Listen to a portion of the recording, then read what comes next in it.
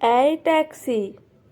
সারদার ডাকে জোরে ব্রেক কষে ক্যাঁচ শব্দ করে ট্যাক্সিটা দাঁড়িয়ে পড়ল। ঝিরঝির বৃষ্টি হচ্ছে।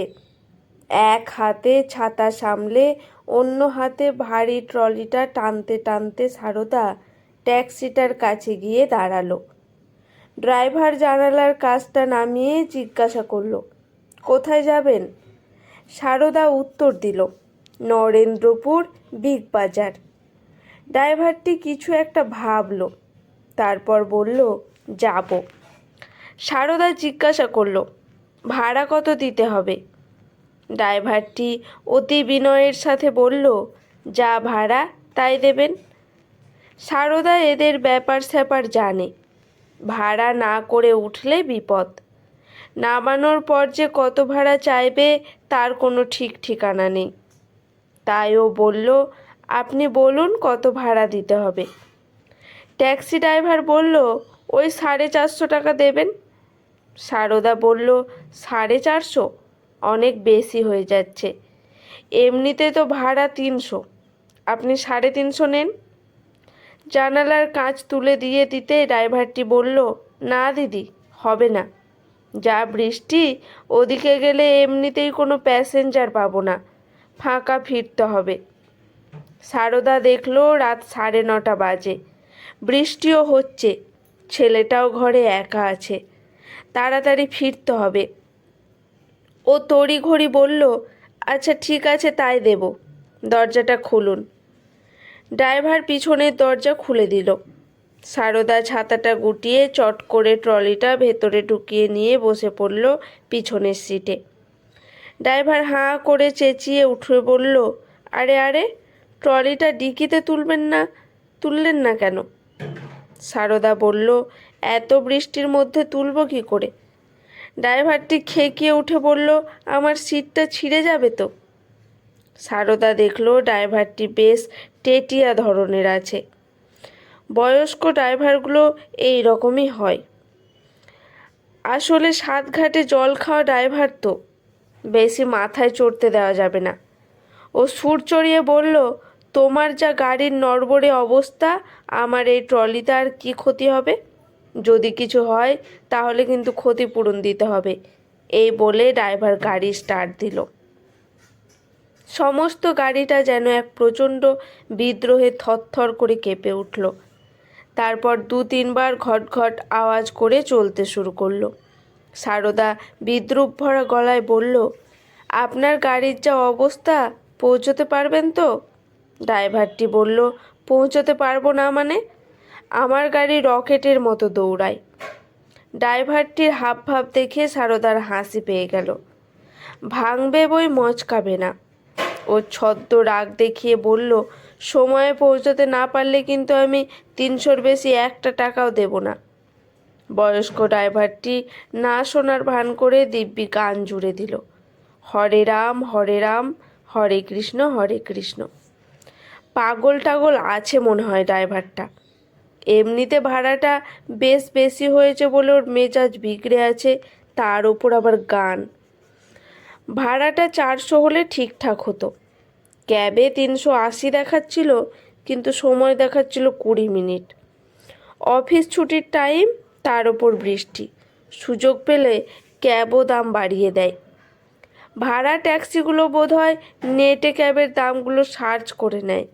এই ট্যাক্সি ড্রাইভারদের সাথে দরদাম করলে হয়তো 400-য় নামিয়ে আনা যেত, কিন্তু আর দেরি করতে ইচ্ছে করছিল না। একে বৃষ্টি, তার ওপর আর সারাদিন যা ধকল গেল। পুজোর মুখে এই এক্সিবিশনটা যে এরকম ফ্লপ করবে ও বুঝতেই পারেনি। দক্ষিণ কলকাতায় এমন অভিজাত এলাকা, কিন্তু জিনিসের কদর করলো কই? হ্যান্ডমেড জুয়েলারির দাম তো একটু বেশি হবেই। পরিশ্রম আর ধারণার তো একটা মূল্য আছে, কিন্তু অধিকাংশ কাস্টমার দাম শুনে পিছিয়ে গেল। আশানুরূপ সেল হলো না। স্টল চার্জটাই উঠল না।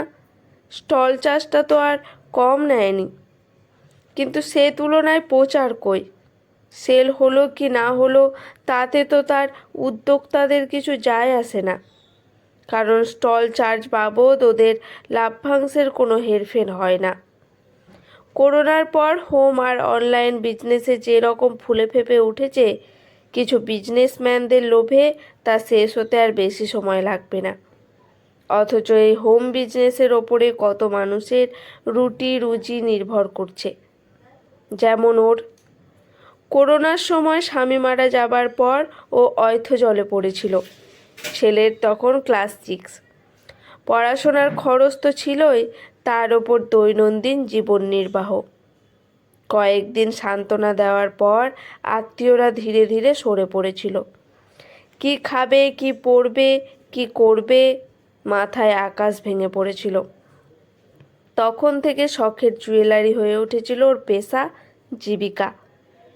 ডোকরা, জুট, ক্লে, বিউ, উড, মেটাল সহ আরও বিভিন্ন ধরনের গহনার ডিজাইন করেও। পরিচিত মহলে ওর জুয়েলারির খুব কদর। খুব তাড়াতাড়ি ব্যবসাটা জমে গিয়েছে। তার মানে এই নয় যে ও লাখপতি হয়ে গেছে। তবে সংসারের প্রয়োজনগুলো মিটে যায় আর শখ আহ্লাদগুলোর পাহাড় তৈরি হয়। খুব আশা ছিল এই এক্সিবিশনটা করে ছেলের জন্য একটা সাইকেল কিনে দেবে। 5,000 টাকা দাম এই এক্সিবিশন থেকে। 5,000 খানেক লাভ হলেই হয়ে যেত।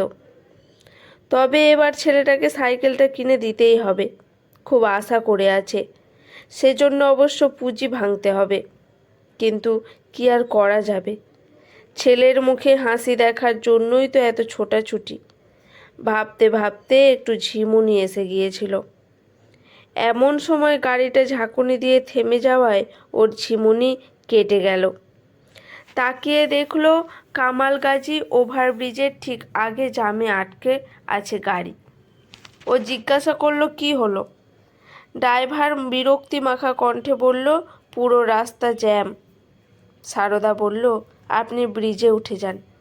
ব্রিজের পেরিয়ে প্রথম সিগন্যাল থেকে বাঁদিকে নিয়ে নেবেন। ড্রাইভার ব্রিজে গাড়ি তুলে মাথা নাড়তে নাড়তে বলল, 50 টাকা চায়ের খরচ দিতে হবে। সারদা রেগে উঠে বলল, কেন? ড্রাইভার বলল, এতটা ঘুরতে হবে তাই। কিন্তু তোমার সময়টা তো বেঁচে গেল। সারদার কথাটার উত্তর দেওয়ার আগেই ব্রিজের পর ওই সিগন্যালটা লাল হয়ে গেল। ড্রাইভার পচা ট্যাক্সিটার ব্রেক ধরল না। সিগন্যাল ব্রেক করে বাঁ দিকে ঢুকে গেল। সাথে সাথে পুলিশ ক্যাক করে ধরল গাড়িটাকে। ড্রাইভার গাড়ি থেকে নেমে কথা বলে চলে এলো। ড্রাইভারের মুখ থমথমে। সারদার হাসি পেল। ভালোই ধ্যাতানি খেয়েছে। ও জিজ্ঞাসা করলো, কি হলো? ড্রাইভার কাচুমাচু মুখ করে বলল, কি আর হবে, 1,000 টাকা গচ্ছা গেল। Signal break. আর কালকেই প্যালুসানটা ফেল হয়েছে। আজ গিন্নির 1,000 টাকার ওষুধ কেনার ছিল, আর হবে না। সারদা জিজ্ঞাসা করলো, কি হয়েছে আপনার স্ত্রীর? ড্রাইভারটি ধরা গলায় বলল, ক্যান্সার। এখানে থামুন, এসে গেছি। সারদার কথায় ড্রাইভার ব্রেক কষল। আবার ঝাঁকুনি দিয়ে গাড়িটা দাঁড়িয়ে পড়ল। সারদা ট্রলি নামিয়ে ভাড়ার টাকা ড্রাইভারের হাতে গুঁজে দিয়ে দ্রুত এগিয়ে চলল। ও দিদি, দাঁড়ান। ড্রাইভারের ডাকে সারদা ঘাড় ঘুরিয়ে দাঁড়ালো। ড্রাইভার ছুটে এসে হাঁপাতে হাঁপাতে বলল, দিদি, 1,000 টাকা বেশি এসেছে। সারদা মৃদু হেসে বলল, ইচ্ছে করেই দিয়েছি, তোমার গিন্নির ওষুধ কিনবে। ড্রাইভারটি ফ্যাল ফ্যাল করে তাকিয়ে রইল। সারদা পা বাড়ালো বাড়ির দিকে। বিগ বাজারে তখনও জোর কেনাকাটা চলছে। স্পিকারে ঢাক বাজানোর আওয়াজ, শারদিয়ার আগমন ধ্বনি ধ্বনিত হচ্ছে। আজকের গল্পটি এখানেই সমাপ্ত। গল্পটি কেমন লাগলো অবশ্যই কমেন্ট করে জানাবেন।